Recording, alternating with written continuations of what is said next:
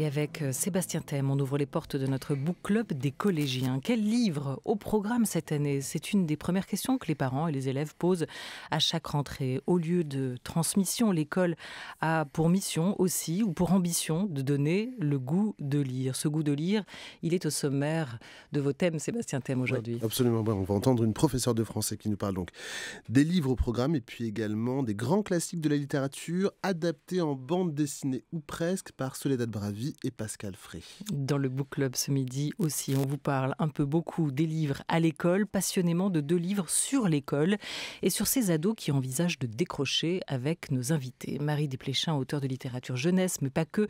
Vous avez aussi publié Dragon aux éditions de l'Olivier ou encore La vie sauve au Seuil, prix Médicis en 2005. Mais aujourd'hui, c'est bien pour un livre de littérature jeunesse que nous vous recevons pour Lily, publié à l'École des loisirs, un roman d'aujourd'hui qui ne s'inscrit pas dans une veine historique comme Séraphine par exemple, un roman qui raconte le quotidien de collégiens d'aujourd'hui, dont Lily et Jérémy, qui vient d'un quartier sensible, comme l'indique le sous-titre de votre livre. Bonjour Marie Desplechin. Bonjour. Bonjour et bonjour à Rachid Zerouki qui est à vos côtés. Bonjour, merci. Bonjour, professeur des écoles en section d'enseignement général et professionnel adapté. Ni sociologue, ni romancier, ni journaliste, dites-vous, mais peut-être un peu tout ça à la fois, comme en témoigne votre livre, Les Décrochés aux éditions Robert Laffont, qui rassemble des portraits d'élèves qui ont arrêté l'école avant l'heure. Ce livre fait suite aux Incasables, sorti il y a 2 ans, qui vous a valu le surnom de Rachid l'Instit et une large communauté d'aficionados sur Twitter. On les salue au passage, vous aussi également, on l'imagine. Absolument. Qu'est-ce qui fait qu'on arrête l'école à 14 ans? C'est la question phare de ce livre que vous signez aujourd'hui. Les Décrochés chez Robert Laffont, Rachid Zerouki. Tout n'est pas une question de volonté, c'est ce que vous avez souhaité montrer, démontrer à travers cette série de portraits. Tout à fait, j'ai souhaité le montrer d'ailleurs dès le titre, les décrocheurs et non pas les décrochés. C'était une façon de dire que ces jeunes que j'ai rencontrés, que j'ai suivis aussi dans leur parcours de vie, parfois intime, ces jeunes n'ont pas réellement choisi de quitter l'école. Ils y ont été poussés, contraints par un tas de facteurs en fait qui se sont conjugués les uns avec les autres. Et donc, voilà, on décroche pour des raisons très différentes. Ça peut être des raisons médicales, ça peut être des grandes difficultés scolaires qui, à un moment, vous font dire stop. Et tout ça, j'ai essayé de le raconter à travers des portraits. On commence avec vous, Sébastien Thème, et une citation adressée aux auditeurs et auditrices de France Culture. Ouais, une citation issue du livre de Daniel Pénac, Chagrin d'école, paru en 2007. La citation, c'est « Dans la société où nous vivons, un adolescent installé dans la conviction de sa nullité est une proie. » Alors, est-ce que déjà Rachid Zerouki, Marie Desplechin, ça vous évoque quelque chose, cette citation? Marie Desplechin, comment un adolescent peut s'installer dans la conviction de sa nullité? Je pense que pour un tas d'enfants, et donc après de préadolescents, tout est fait pour qu'ils s'y installent. Je pense que le système scolaire dans sa globalité, je ne parle pas des individus, je pense à Rachid, je pense à un tas de profs géniaux qui font un travail merveilleux, mais la manière dont c'est conçu pour casser un certain nombre de gens qui n'y résistent pas. Par exemple, je vais prendre peut-être un seul exemple, vous êtes toujours noté en négatif. C'est-à-dire qu'on ne va jamais vous féliciter pour vos points positifs ou vous rajouter des points, mais on va vous les enlever selon une espèce de moyenne idéale qui est celle à laquelle on devrait se conformer. Or, il y a un tas d'enfants, c'est considérable, qui ne correspondent pas à cette moyenne. Ils ont une autre vie, ils ont des autres capacités, ils ont un autre temps de développement. Et à partir du moment où ils sont pris dans cette machine, surtout à partir du collège, parce que je pense qu'en primaire, avec un seul enseignant, c'est un petit peu différent. Je me tourne vers Rachid, parce que c'est lui l'expert quand même. Cette machine-là, elle va vous réduire en morceaux, en fait. Elle va vous émietter. Et c'est souvent, ça me dit... Elle sème les élèves? Elle les sème, je veux dire. Elle les perd. Elle les perd, oui. Ils sont quasiment perdus en arrivant. Il y a un tas de mômes, ils arrivent en 6e, ils ont déjà du mal. Je pense que le pourcentage est énorme à lire et à écrire. C'est fini pour eux. Donc à partir de ce moment-là, l'expérience des 4 ans qui les attend, puisque ce truc va durer 4 ans, ça va être une humiliation et une remise en échec. Et pour un certain nombre d'entre eux, ça va se résoudre, ce qui n'est pas le plus mauvais système, par l'opposition. Et voilà, ce qui me désole dedans, je ne veux pas faire une accusation, c'est juste pointer l'incroyable gâchis du truc. Rachid Zerouki. Oui, moi je rejoins tout à fait Marie dans ce qu'elle raconte sur les élèves qu'on perd effectivement parfois dès la 6e. La 6e, c'est l'âge auquel on oriente les élèves de SECPA. Et j'ai été en SECPA pendant 7 ans. Aujourd'hui, je suis en micro-collège. Et donc oui, la SECPA, ça concerne 4% des élèves d'une tranche d'âge. C'est une minorité, mais il ne faut pas oublier qu'il y a d'autres élèves qui ne sont pas dans ce circuit-là et qui sont perdus dans un cursus plus général. Donc moi, oui, cette citation de Daniel Pennac m'évoque beaucoup de choses. D'ailleurs, le livre entier, Chagrin d'école, m'évoque beaucoup de choses. C'est, je ne sais pas, dans la littérature, le livre qui a peut-être su le mieux retranscrire ce qu'on ressent quand on est en grande difficulté scolaire. Le sentiment de frustration, d'exclusion. Et puis, voilà, le fait de ramener chaque jour, chez soi, un carnet de correspondance rempli de choses négatives, hein, justement, comme le disait Marie. Ça vous marque. Donc, sur cette citation précise, oui, le sentiment de nullité, il y a toute une société qui va l'ancrer chez certains élèves et on le retrouve ensuite au collège dans le sentiment d'impuissance apprise. C'est-à-dire qu'il y a des élèves qui arrivent avec ce sentiment chevillé au corps et ils sont convaincus que quels que soient les efforts fournis, ils n'arriveront à rien parce que ce sont des échecs successifs qui les ont menés à croire ça. Alors cette citation, elle a aussi éveillé les auditrices et les auditeurs via notre hashtag BookClubCulture. Alors beaucoup de conseils de lecture de leur part, mais aussi des différents modes d'appréhension de la lecture, BD ou roman graphique, livre audio, ou simplement en s'approchant de genres peut-être plus désirables, la science-fiction, le manga, mais également des classiques adaptés au cinéma qui peuvent être des portes d'entrée dans la littérature. On va entendre justement Florian, bookstagrammeur, son compte c'est Mange tes livres. Florian a été en décrochage scolaire jusqu'à la terminale, mais tout a changé pour le mieux, comme il nous l'explique. Jusqu'au lycée, mon rapport à la lecture était conflictuel, mais grâce au soutien d'un prof de français qui est sorti du cadre du programme et la découverte d'histoires comme Zazie dans le métro de Raymond Queneau, j'ai découvert un autre visage de la lecture, plus ludique, où lire n'empêchait pas de rire, et j'ai commencé à aimer la lecture. C'est très beau ce qu'il dit, que lire n'empêche pas de rire. Ah oui, parce que c'est vrai, ouais. Je pense que c'est une expérience qu'a Rachid tous les jours aussi. C'est qu'en fait, on se retrouve avec des gosses, déjà, ils ont du mal à déchiffrer. Quand on sait bien lire, on ne se souvient plus à quel point c'est compliqué d'entrer dans un texte. Et en fait, il y a un tas d'enfants pour qui c'est pas du tout naturel, c'est pas acquis. Et donc, ça ne va aller qu'en s'aggravant, surtout à partir du moment où on leur donne des textes qui sont complexes à lire, où ils n'ont pas accès au lexique. Il y a trop de mots, c'est comme si on leur disait « ce n'est pas pour toi, éloigne-toi, tu ne vas avoir que des ennuis avec ça ». Ben voilà. Et là, c'est très joli, ce témoignage. C'est le moment où vous rencontrez le livre, où vous pensez qu'il parle à vous, c'est gagné. Il y a un autre livre de Daniel Pennac qui est évoqué à travers ce que vous dites. On parlait de Chagrin d'école, on pourrait évoquer comme un roman où l'écrivain réfléchit à la manière d'appréhender la lecture, comment transmettre ce goût de la lecture de manière pédagogique. Peut-être que ça passe aussi par cette idée de désacraliser le livre, auquel on donne beaucoup d'importance aujourd'hui. Rachid Zerouki. Oui, absolument. Alors, le goût de la lecture, c'est vraiment bon. Il y a beaucoup de défis du siècle, mais c'est un grand défi. C'est un énorme défi en termes d'éducation parce que la lecture apporte tellement, on le sait. Mais effectivement, lorsqu'on met un élève en grande difficulté scolaire face à de la lecture, c'est quelque chose qui mobilise tellement de compétences différentes que quand on a des difficultés, c'est une montagne à franchir de lire un livre.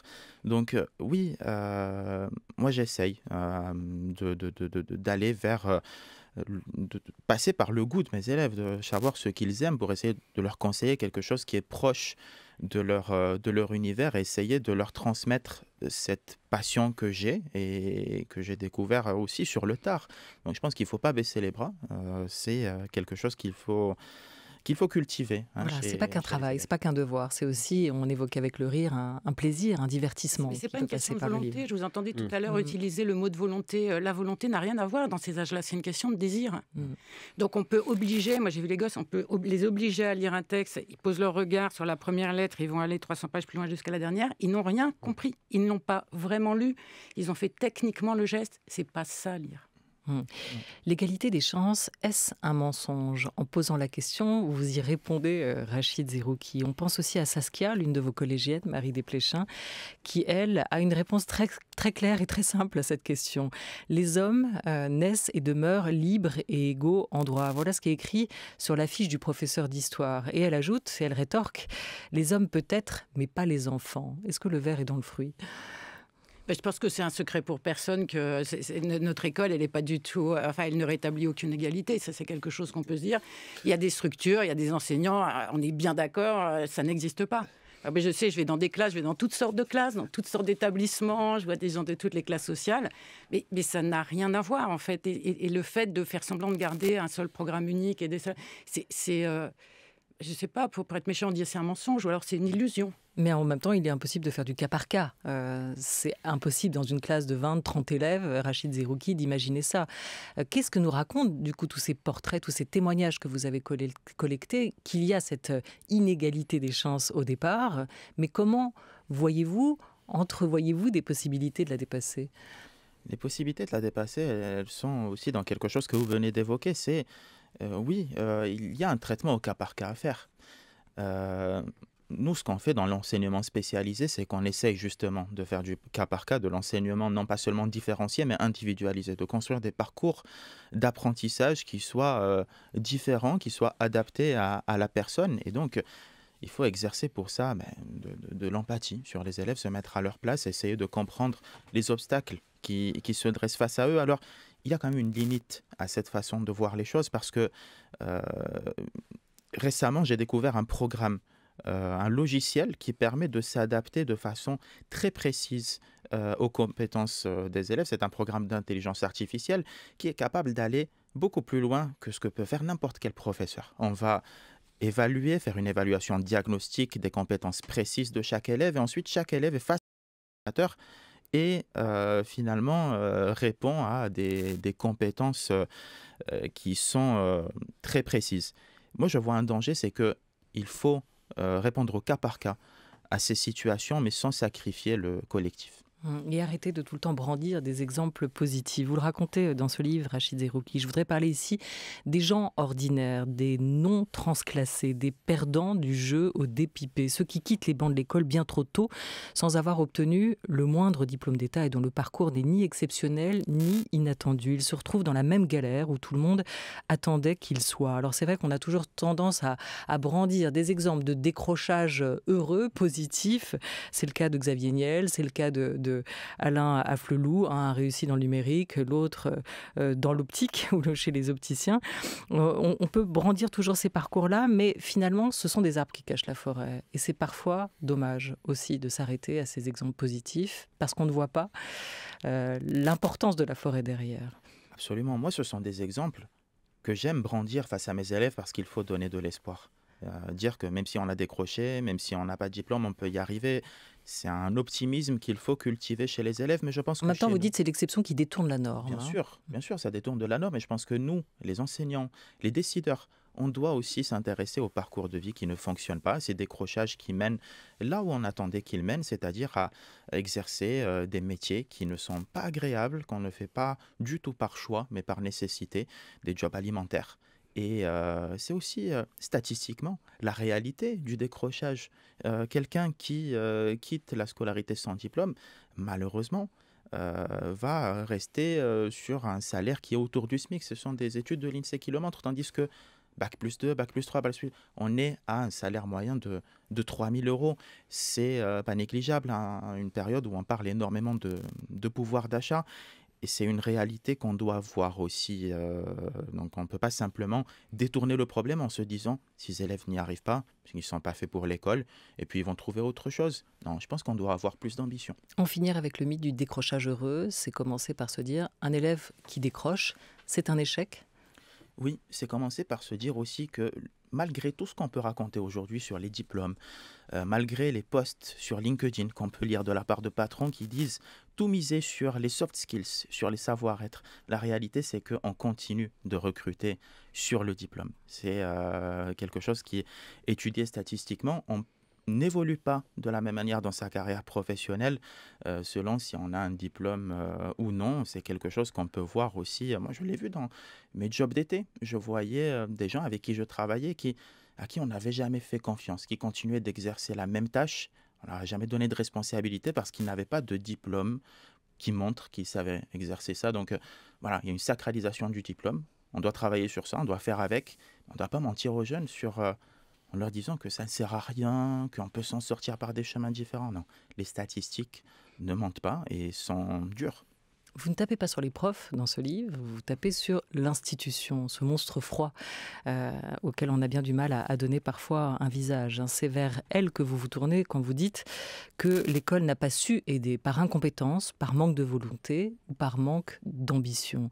C'est un système qui s'est mis en place avec ses moyens et qui n'a pas su et qui ne sait pas aujourd'hui encore raccrocher les décrochés.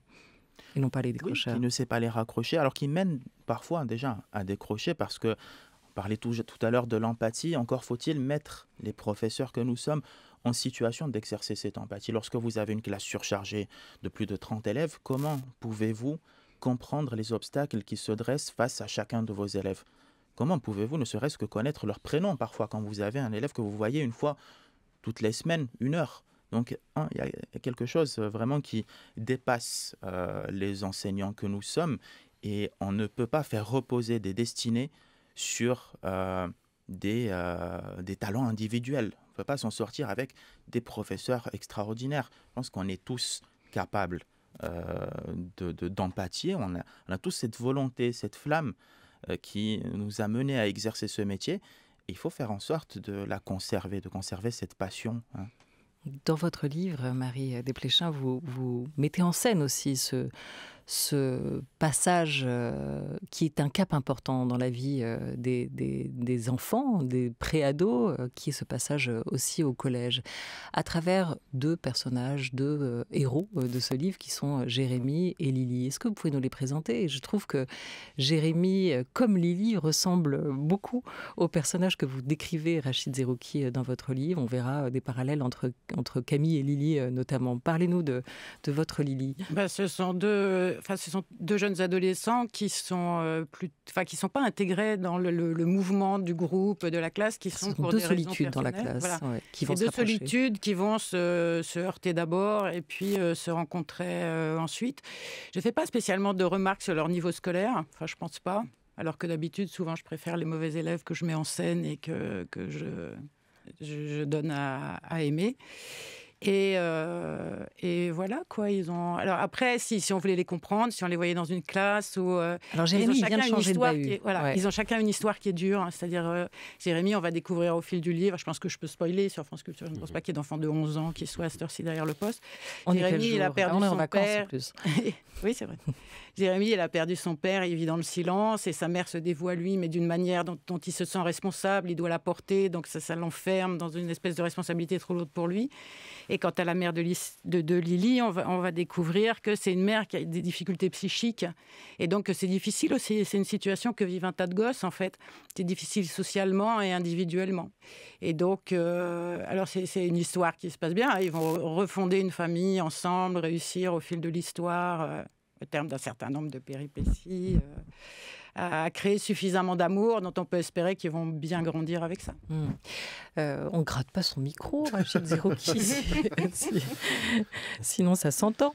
Rachid Zerouki, ce personnage de Lily, hypersensible, qui est 2 rangs devant Jérémy dans la classe et qui se renferme aussi dans sa timidité, ressemble à Camille, que vous avez pu rencontrer. Elle, quelles sont les difficultés qu'elle va connaître pour s'intégrer aussi au groupe?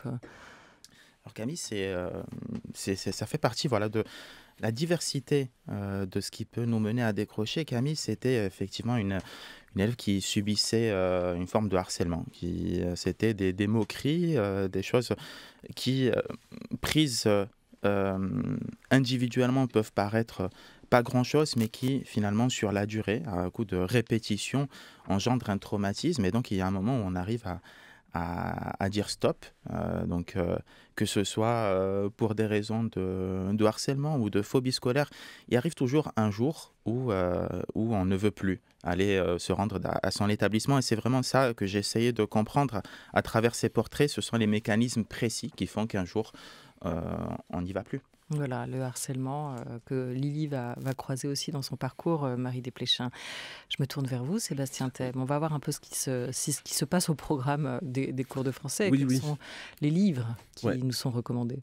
Tout à fait. Alors en fait, il y a plutôt des objets d'études, des grands axes, des grandes thématiques, plus que des livres au programme. Les livres viennent en soutien de la thématique à enseigner. Et donc c'est sur le site EduScol que les professeurs puisent une liste d'ouvrages adaptés à la thématique. Par exemple, pour l'objet d'étude Le monstre aux limites de l'humain, ça c'est en 6e.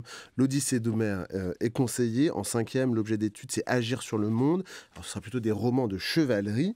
Mais les grands classiques de la littérature restent aussi au programme, comme nous l'explique Véronique, professeure de français en collège à Saint-Ouen. Je pense notamment à Molière, qu'on peut étudier de la 6e à la 3e, mais également il y a des élèves qui vont beaucoup apprécier les nouvelles réalistes de Maupassant ou les nouvelles fantastiques, qui vont adorer découvrir en 4e Victor Hugo et également les pièces de théâtre de Corneille, puisqu'on étudie un petit peu tous les genres, sans oublier la poésie.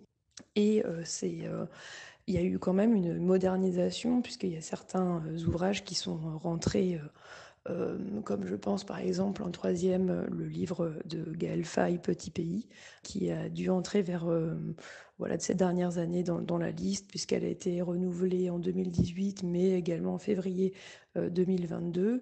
Également, on a eu l'arrivée de romans graphiques. Les livres de Taniguchi vont plaire aux élèves. Je pense à Quartier lointain qui est parfois proposé en lecture un petit peu autonome et qui plaît aux élèves. Mais également, on va proposer par extrait parfois L'Arabe du futur de Riyad Satouf. Et ça permet à certains élèves de découvrir des auteurs un petit peu plus modernes et peut-être aussi de se retrouver un petit peu davantage selon leur passion et d'apprécier la littérature de cette façon-là. Rachid Zerouki, peut-être que vous voulez réagir à ces livres au programme? Oui, ce sont des livres au programme, donc comme vous l'avez dit sur EduScol. En fait, moi, dans l'enseignement spécialisé, c'est vrai que ces livres paraissent bien souvent difficiles, voire inatteignables pour certains élèves. Donc j'essaye, moi, de proposer quelque chose, et comme tous les enseignants spécialisés, qui passe à côté. On va essayer de chercher vraiment les goûts des élèves et leur proposer quelque chose qui leur ressemble, mais il y a cette nécessité, la littérature le permet, de créer du commun. Moi, j'adorerais pouvoir proposer le même livre à tous les élèves, et d'ailleurs, les élèves aimeraient aussi. Et je l'ai fait à quelques reprises, notamment, je le raconte dans mon précédent livre, on a travaillé sur Antigone. Je leur avais présenté ça comme un défi. C'était un défi pour moi, c'était un défi pour eux. Et ça m'a offert un des plus beaux moments de ma carrière parce que les élèves ont accroché à cette œuvre-là. Et ils étaient heureux de pouvoir lire la même œuvre que ce qu'ils appellent les normaux, c'est-à-dire les troisièmes générales. Je l'ai refait avec Molière. On sait qu'il y a parfois des maisons d'édition qui proposent des versions light, des versions allégées avec une syntaxe revue. Donc ça, on a travaillé aussi sur Molière et j'ai retrouvé ce plaisir, en fait. Plaisir de lire, mais surtout plaisir de faire la même chose que les autres. C'est ce que permet la littérature. Alors il y a des livres effectivement qui cherchent du commun. Il y a évidemment des grands classiques stylistiques qu'on met au programme de ces années collège et lycée des adolescents. Et puis on a quand même le sentiment dans cette sélection qui nous est proposée par cette professeure Véronique que ce sont aussi des livres qui portent des valeurs, égalité, liberté, la question d'identité, qui travaillent un peu ces grands thèmes qui sont aujourd'hui encore d'actualité. Vous, dans votre livre, Marie Desplechin, il y a un mot dans ce livre-là, dans ce Pour Lily, qui paraît à l'École des loisirs, il y a un mot qui revient souvent, c'est celui de puissance. Peut-être à travers la manière dont Jérémie essaye de gérer sa propre force, aussi, comme il est confronté à sa propre force et à ses faiblesses. C'est le moment où il refuse notamment de rendre des coups parce qu'il a compris que le dent pour dent ne fera qu'aggraver la situation. Il fait ce choix de ne pas se défendre. Ça n'est pas par peur, mais ça devient sa joie d'arrêter cette situation, cette joie qui l'arrête. En se défendant pas, il dit qu'il a gagné la joie de sa puissance. Comment vous l'entendez? Qu'est-ce que ça signifie, marrant, la puissance, puissance, quand je repense à d'autres livres, je l'utilise très très souvent, en fait, de donner aux enfants cette puissance. c'est vraiment l'idée d'arriver à être l'acteur de sa propre vie et de ne pas être la victime d'une quantité d'objets ou d'actes hostiles, mais la personne qui agit ça. Et je pense que donner ça à un enfant, ou alors l'aider à trouver le chemin de ça, parce qu'en fait, c'est eux qui le font pour finir. C'est la plus belle chose au monde. Et en écoutant parler Rachid, je me disais, moi j'ai beaucoup de choses à dire sur les programmes de lecture. J'ai passer des générations de gosses, ils lisent toujours Mérimée en 4e. J'ai juste envie de me mettre une balle. Mais en fait, je me disais en écoutant Rachid qui fait Antigone avec ses élèves, je me dis peut-être que ce qui compte, et peu importe après tout ce truc de Mérimée que plus personne ne lit sauf les élèves de 4e, c'est ce que l'enseignant fait avec eux. C'est-à-dire le commun, il est fait avec l'enseignant. Et l'enseignant, il va passer quelque chose d'humain. Et en fait, il faut qu'à un moment, pour les gosses, le livre, ce ne soit pas cet objet hostile qui va finir par donner un contrôle, mais il faut que ce soit l'objet qu'ils possèdent. Et je crois que c'est exactement ce que vous faites, c'est-à-dire vous leur donnez ces clés-là. Et je me dis, un gosse qui arrive à lire un livre et à avoir la puissance sur ce livre, on devrait lui donner une médaille, parce que c'est un moment magnifique. Et je suis très sensible à cette idée du commun, et encore une fois, au travail de l'enseignant, à partir du moment où il aime ses gosses et où il aime le livre qu'il partage avec eux, mais ça change tout. C'est pour ça que vous acceptez aussi, vous, si souvent, si régulièrement, de vous rendre dans des primaires, dans des collèges. Pas trop souvent, parce que je n'y vais pas si souvent. Pas si souvent, pas suffisamment. Non, mais c'est cette idée à la fois de contact avec vos lecteurs, parce que c'est cette génération-là qui vous lie aussi, donc de comprendre ce qu'ils ont dans la tête, ce qu'ils vivent, mais aussi de transmission. Faire vivre vos livres en leur donnant de la voix. Je pense que c'est pas spécialement pour mes livres. Je pense que c'est pour les livres et pour cette idée du désir, en fait, parce que ce sont des moments qui sont des moments, ils sont super contents parce qu'ils n'ont pas cours pendant ce temps-là. Donc ils pensent avoir grugé le système. Et en fait, il y a un tas d'échanges d'idées et d'éveil. Ce serait plutôt des rencontres d'éveil. Après, quand je vais dans les classes, soit ce sont des enfants que je connais, soit ce sont des enseignants pour lesquels j'ai une immense admiration et un très grand plaisir à travailler avec eux. Rachid Zerouki, racontez-nous aussi l'histoire de Grégory, autre portrait différent de celui de Camille, et qui est pour vous un personnage de roman. Tiens, pendant qu'on y est. Grégory, j'ai commencé avec... Il a été votre élève. Dans le livre, Grégory, contrairement aux autres jeunes de cet ouvrage, c'est un élève que j'ai eu. C'est un élève que j'ai eu il y a plusieurs années. C'était ma première promo en SECPA. Et c'était un personnage haut en couleur. Déjà, il se faisait vraiment remarquer en classe. Il était difficile à tenir. Il avait, c'était un de ces élèves qui, vous savez, se confrontent toujours au cadre qui les entoure et en même temps qui sont demandeurs d'un cadre, qui vont aller tester les limites du professeur. Donc, un élève dur. Et en même temps, c'était un élève doté d'une grande maturité. Une maturité qui était suspecte. Et je ne voyais pas... lors de ma première année, en quoi la maturité d'un jeune pouvait être suspecte. Mais c'est un jeune qui me parlait déjà de travail à l'usine, qui avait déjà quelque part renoncé. Oui, il voulait aller bosser pour aider sa mère. Oui, du travail plaisir, vous savez, cette quête qu'on doit avoir au moins jusqu'à, je sais pas, 30 ans. On commence à réaliser que peut-être pas. Non, lui, il avait déjà renoncé à 14 ans au travail plaisir. Il attendait juste de finir sa scolarité obligatoire, puis de prendre un poste à l'usine où travaillait son oncle. Et je l'ai retrouvé plusieurs années après, tout à fait par hasard, Grégory. Il faisait un travail qui n'était pas un plaisir. Et puis j'avais déjà l'idée en tête de faire cet ouvrage, je lui en ai parlé, c'est le premier qui m'a ouvert une fenêtre sur sa vie avec sa maman et qui m'a permis de comprendre vraiment les mécanismes qui l'ont poussé à mettre fin à sa scolarité. Voilà, parce qu'il va quitter l'école après avoir frappé fort. Et c'est le cas de Jérémy, votre personnage, Marie Desplechin, aussi renvoyé de l'établissement Grégory. Et il vous retrouvera et vous appellera d'un grand Monsieur Zerouki avec beaucoup de j'étais en train de dévaler la route sur votre vélo électrique, précisons-nous. Sébastien Thème, on va retrouver des grands classiques, mais un peu remaniés, chamboulés. Tout à fait. Des grands classiques dessinés par Soledad Baravi, dont on retrouve les dessins toutes les semaines dans le journal Elle. Avec Pascal Fray, elle propose depuis quelques années de résumer en quelques pages des pontes des sommités de la littérature. C'est le 5e tome donc qui paraît chez Rue de Sèvres. Et au programme, Une vie de Maupassant, Faust de Goethe, De grandes espérances de Dickens. C'est très efficace, on a les grandes lignes soutenues par le trait fin de Soledad Baravi et de son humour. Pascal Fray, elle, est en charge de résumer ces classiques en une dizaine de pages maximum. Elle évoque justement pour nous les 3 classiques pour lesquels elle a été très heureuse de retravailler. Alors on a essayé de varier les genres, de varier les plaisirs, de varier les époques. Mais si je devais prendre 3 titres, je prendrais d'abord À la recherche du temps perdu de Marcel Proust. C'est plutôt 7 titres d'ailleurs parce qu'on a résumé chacun des volumes. C'était vraiment un véritable défi. On a vraiment cru qu'on n'y arriverait jamais. On n'osait pas s'attaquer à ce monument. Et puis finalement, on s'est détendu et on s'est lancé. Et je crois que c'est assez réussi. En tout cas, ça a dédramatisé la recherche du temps perdu et ça a donné envie, je crois, à des gens de vraiment de se lancer dans cette lecture au long cours. Le deuxième titre, ce serait peut-être La chanson de Roland, parce que c'est un livre que j'ai détesté quand j'étais adolescente. On avait un prof complètement cinglé qui nous l'a fait lire au moins, je sais pas, une dizaine de fois. Et là, j'ai découvert un très très beau livre. Et puis Soledad a pu beaucoup s'amuser avec les scènes de bataille. Elle adore ça. Donc le résultat, je trouvais plutôt réussi.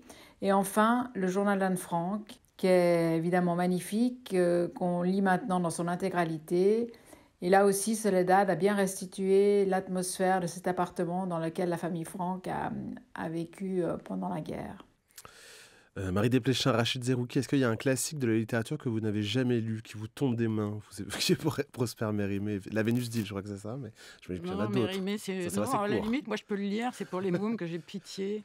Non, moi il y a L'homme sans qualité, je suis jamais arrivée, et La montagne magique. D'accord. À Musil que vous mettez en exergue dans votre livre, Rachid Zerouki, justement avant le portrait de Camille. Alors moi justement, c'est les 2 romans dont on a parlé. La chanson de Roland et À la recherche du temps perdu. J'ai beaucoup de lacunes. Vous ramener le livre, je vous l'aurais donné. Mais j'essaie de me rattraper maintenant avec les audiobooks. Je lis, j'écoute beaucoup. C'est vrai que c'est peut-être une solution, l'audiolivre. Ah, mais la lecture à haute voix, c'est une solution de rêve. Enfin, d'ailleurs, pendant très longtemps, les gens se sont lus à haute voix. On fait semblant de redécouvrir, mais ça se partage très bien. Voilà. C'est vrai. Robert Musil, la phrase que vous citez, elle est extraite des Désarrois de l'élève Turles, et ça dit « Être assis la nuit à la fenêtre ouverte et se sentir abandonné, différent des grands, incompris et moqué par chaque sourire, chaque regard. » Voilà pour la difficulté souvent de ces enfants incompris. C'est peut-être le maître mot de vos 2 livres, ce qui les relie aussi. Il nous reste une petite minute, je voulais terminer avec cette question. Pourquoi ou pour qui écrivez-vous, Marie Desplechin? Pourquoi écrivez-vous pour des enfants qui ne sont pas les vôtres? Dans un livre sur la comtesse de Ségur, vous évoquiez cette mystérieuse force de vie que vous avez-vous trouvée à écrire pour d'autres enfants? Alors, je suppose que j'écris pour moi. Et après, par une forme de miracle qui s'appelle le livre, ce livre se met à appartenir à d'autres gens que moi, qui y trouvent d'autres choses. Non, c'est assez... C'est peut-être pas très malin, mais ça me semble assez miraculeux. Mais je pense que d'abord, j'écris pour moi. Et vous, Rachid Zerouki, pourquoi écrivez-vous tout court, malgré votre devoir de réserve aussi? Pourquoi vous faites des livres? Oui, mais comme le dit Marie, moi je me retrouve parfaitement là-dedans. Je crois qu'on écrit avant tout pour soi. Enfin, je ne veux pas parler de tout le monde, mais c'est un plaisir avant tout. Et puis c'est une envie de partage, une envie de partager des réflexions, du vécu aussi.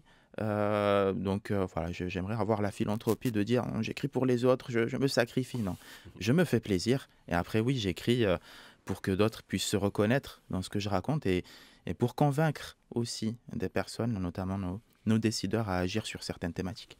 Merci beaucoup à tous les 2. Pour Lily, Marie Desplechin, illustré par Olivier Balèze. Le livre paraît à l'École des loisirs. Merci à vous, Rachid Zerouki. Les décrochés, et non pas les décrocheurs, vient de paraître chez Robert Laffont. Et merci à toute l'équipe de Bienvenue au Club qui a préparé et programmé cette émission, Oriane Delacroix et Bruno Barada, avec Didier Pinault. France Culture, il est 13h25.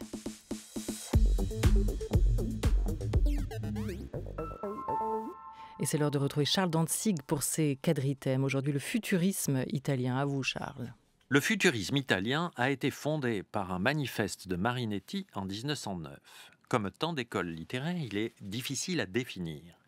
Cela tient beaucoup à ce que les avant-gardes sont réactionnaires dans le sens le plus strict du mot. Elles réagissent contre ce qui existe. Avant toute chose, elles sont contre.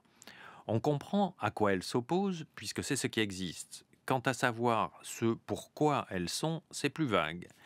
Des idées quasi morales souvent plutôt qu'esthétiques. Les écoles littéraires, c'est la jeunesse qui remue des épaules pour faire tomber le poids des conventions.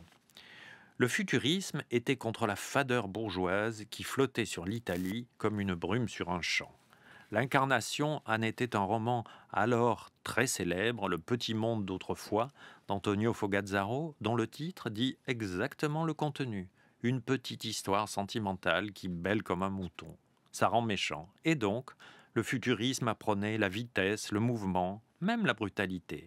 Personne n'a été étonné que Marinetti et d'autres futuristes soient devenus fascistes. Ce n'était pourtant pas fatal. Le surréalisme, tout aussi agressif et aux objectifs encore plus vagues, a penché vers le communisme. Les vices de ces écoles sont en fait dus à l'esprit pompeux de leurs meneurs.